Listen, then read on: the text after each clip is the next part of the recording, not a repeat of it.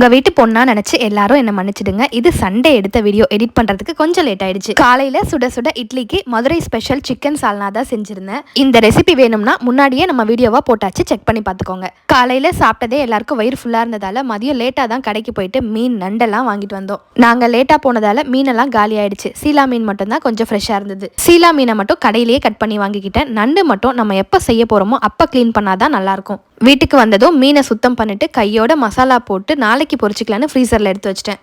மீன் வறுக்கும்போது நிறைய மசாலா போடாம வெறும் மிளகாய்த்தூள், மஞ்சத்தூள், உப்பு, இஞ்சி பூண்டு பேஸ்ட், லெமன் இதை மட்டும் போட்டு வறுத்து பாருங்க. டேஸ்ட் வேற லெவலா இருக்கும். வீட்டுல எல்லாருக்கும் இருமல் சளிலாம் இருக்கிறதால நிறைய மிளகுத்தூள் சேர்த்து தான் நண்டு வறுவல் செய்ய போறேன். நண்டை நல்லா சுத்தம் பண்ணதுக்கு அப்புறம் 2 பெரிய வெங்காயத்தை மிக்ஸி ஜார்ல அரைச்சு வச்சுக்கோங்க. ஒரு கடாயில கொஞ்சமா எண்ணெய் சேர்த்துட்டு சோம்பு போட்டு தாளிச்சதும் அரைச்சு வச்சிருக்க வெங்காயத்தை சேர்த்து நல்லா வதக்கிக்கோங்க. இது கூடவே கருவேப்பிலை, தக்காளி, இஞ்சி பூண்டு பேஸ்ட், மிளகாய்த்தூள், மஞ்சத்தூள், பெப்பர் இதெல்லாத்தையும் சேர்த்து பச்சை வாசனை போனதும் ஒரு கிளாஸ் தண்ணி சேர்த்துட்டு நண்டு நல்லா வெந்து தண்ணி எல்லாம் சுண்டி வந்ததுக்கு அப்புறம் கடைசியா கொஞ்சம் கொத்தமல்லி தூவி விட்டு சுட சுட சாதத்தோட இந்த நண்டு தொக்க வச்சு சாப்பிட்டீங்கன்னா சளியெல்லாம் பறந்து போயிடும். இந்த சண்டே உங்க வீட்ல எல்லாம் என்ன ஸ்பெஷல்னு கமெண்ட் பண்ணுங்க. வீடியோ பிடிச்சிருந்தா லைக் பண்ணுங்க.